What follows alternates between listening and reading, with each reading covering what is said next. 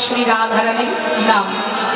রাধে রাধে রাধে রাধে রাধে রাধে।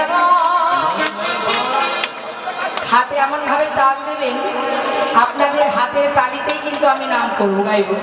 ঠিক আছে, দেখবো কেমন তাল জানেন আপনারা। রাধে রাধে রাধে রাধে রাধে রাধে।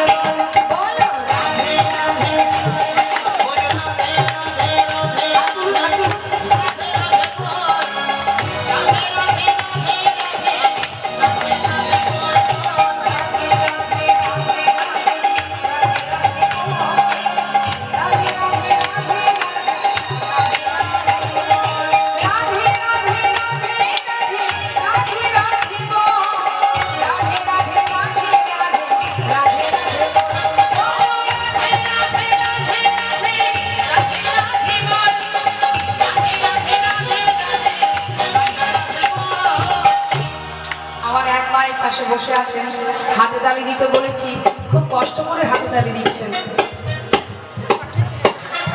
মানে ইচ্ছা নেই, জোর করি।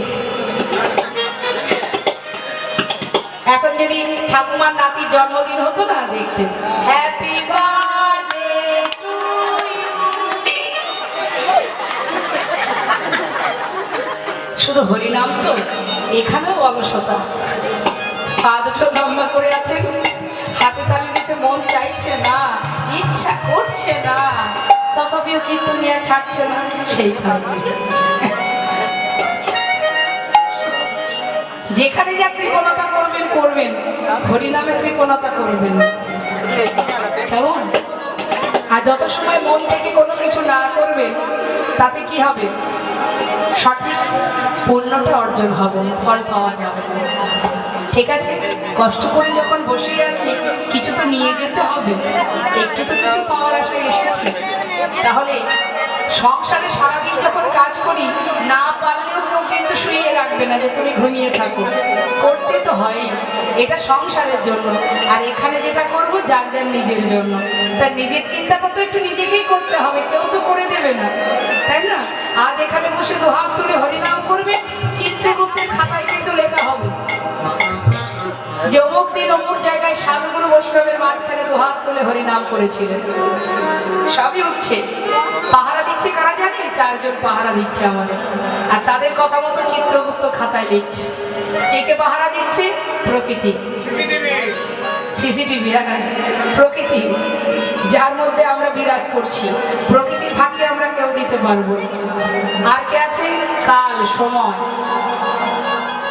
কাল কিন্তু আমাদের পাহারা দিচ্ছে। মা, কোথায় যাচ্ছি, কি করছি না করছি, সময় আমার সাথে সাথে যাচ্ছে, আর সময় কিন্তু পাহারা দিচ্ছে। এই দুজন, রাত্রে চাঁদের আলো, দিনের বেলা সূর্যের কিরণ, আর হৃদয় মাঝে একজন আছে, পরমাত্মা রূপে ভগবান। এই 5 জনের মধ্যেই আমরা দিন কাটাচ্ছি, আর এই 5 জন আমাদের পাহারা দিচ্ছে, আর তাদের কথা মতো চিত্রগুপ্ত খাতায় লিখছে। সবার ফাঁকি দিতে পারবে, এই 5 জনের ফাঁকি তুমি জীবনেও দিতে পারবে না। তাই ফাঁকি ঝুঁকি চলবে না। কেমন? যার যেমন কর্ম হবে, তার তেমনই তো লাভ হবে। এখন মনে করুন, আমাদের জীবনটা হচ্ছে ইউ, ইংরেজি যে ইউ আছে না, তা ইউ এর এক পাশ দিয়ে পাপ ঢুকছে, আর একদিক থেকে পুণ্য প্রবেশ করছে। এবার আপনি যেমন কর্ম করবেন, আপনি যদি ভালো কাজ করেন, তাহলে যেদিক থেকে পুণ্য ঢুকছে, ভালো কাজ করলে সে পুণ্যটা যত ঢুকবে, পাপ তত বেরিয়ে যাবে। আর যত কুকর্ম করবেন, তত পাপ ঢুকবে, এদিক থেকে পুণ্য বাহির হয়ে যাবে। তাই তো?